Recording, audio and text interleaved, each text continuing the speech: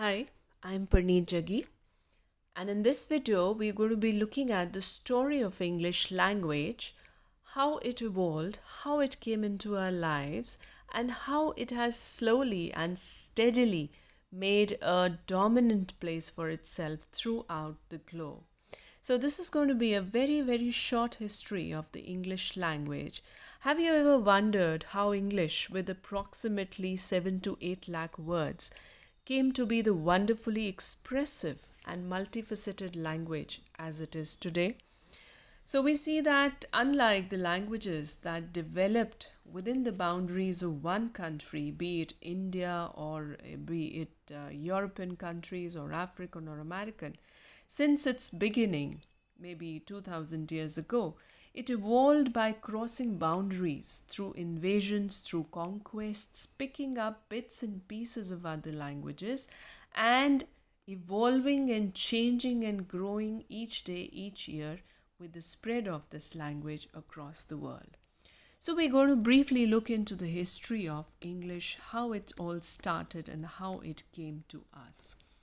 So, when we talk of Old English between the years 500 to 1100, we see that the history of English language really started with the arrival of three Germanic tribes who invaded Britain during the 5th century AD. Now, these tribes, the Angles, the Saxons, and the Jutes, they crossed the North Sea from what today is called Denmark and northern Germany. Now, at this time, the inhabitants of Britain were not speaking English, but they spoke a Celtic language. And most of the Celtic speakers were pushed here and there, west and north, by these invaders. Now, this was the part which is now called Wales, Scotland, and Ireland. The Angles came from England, and their language was called English, from which the words England and English are derived. Their language, now known as the Old English, was soon adopted as the common language of this relatively remote corner of Europe. So we see this was not a very well known area of Europe.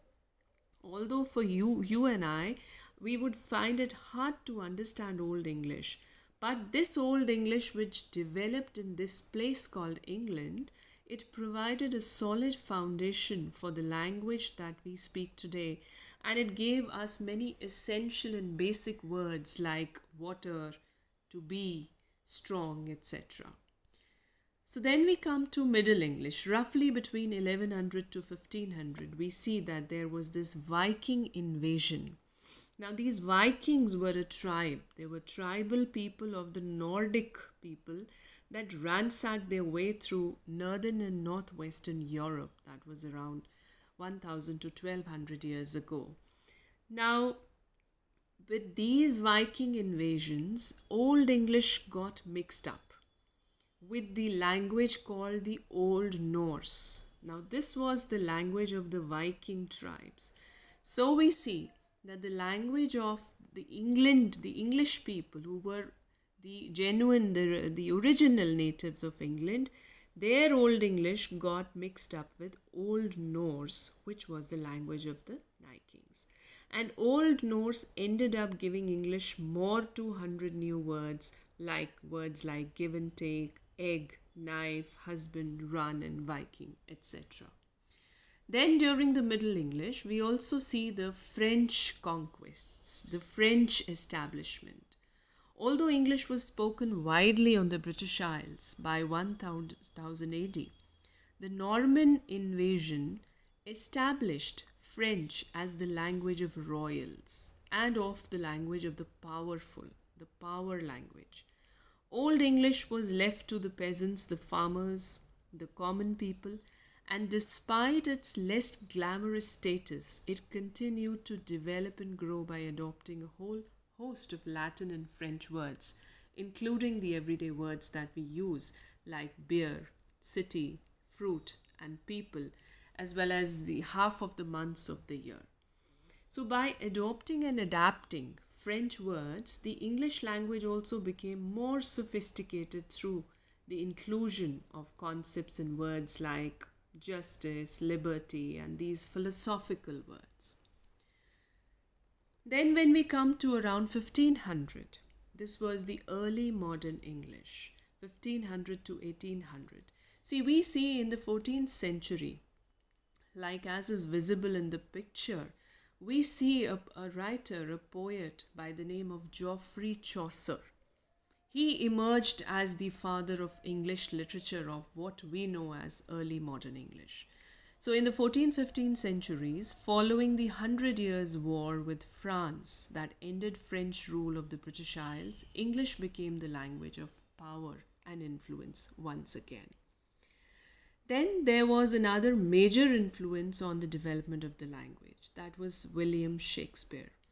It got a further boost through the development of literature and culture. This was spearheaded by this great Elizabethan poet and dramatist, William Shakespeare. Shakespeare's influence on the development of English language and its unique and rich culture is hard to grasp. This man is said to have invented at least 1700 words, including alligator, puppy, dog, and fashionable, in addition to penning classics like Romeo Juliet, Hamlet, Macbeth, etc.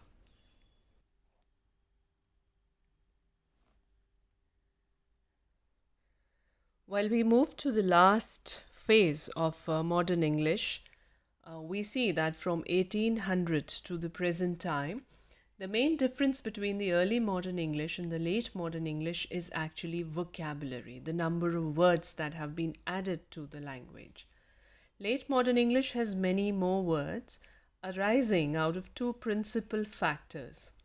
Firstly, the Industrial Revolution and the technology created a need for new words. Secondly, the English speaking world was at the center of a lot of scientific progress. Scientific advances went hand in hand with the evolution of the language. Then we see how English goes global, how we look at English as a global language and therefore as a mandatory language, as a prerequisite for our own advancement in this world. Now, from around 1600, we see that English colonization of North America resulted in the creation of a distinct American variety of English. Some English pronunciations and words froze when they reached America. In some ways, American English is more like English of Shakespeare than modern British English is. Then we also have a difference and the amalgamation or the influence of Spanish language also over American English.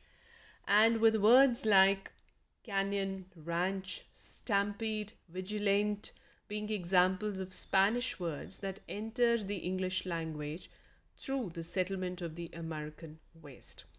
Then we have French words through Louisiana and West African words through the slave trade, which also influenced the American English and to an extent the British English also. Now, when we talk of the present times, today American English is particularly influential because of USA's dominance of cinema, television, popular music, trade, and technology, including the internet. But there are many other varieties of English around the world, including, for example, Australian English, New Zealand English, Canadian English, South African English, Indian English, and Caribbean English. Now, when we talk of the present century, that is the 21st century, English is still evolving at the greatest pace. Now, the reason is that vocabulary of English alone is increasing at a pace of approximately 1,000 new and approved words per year. And these are just the words that are considered important enough to get added to the online version of the English dictionary. Now, this dramatic increase in new words additions to English is largely due to technology and how people spontaneously keep coining new words in their emails and text transmissions that spread quickly and efficiently via social media. We also notice that a large percentage of new words are portmanteau words, also called blended or the compounded words, a word which combines the meaning of two discrete words. For example, cineplex, which is formed from cinema and complex; bromance, formed from brother and romance; staycation, formed from stay and vacation. Now, this was a very brief look into how English evolved through the Old English version of itself to the latest evolution of the language through the 21st century, and how, being an indigenous language of the British Isles, it spread through the colonial and imperial domain to the entire world, and today it has taken different forms in different countries and different lands, but still, as a common language, English remains a global language. So, thank you for now.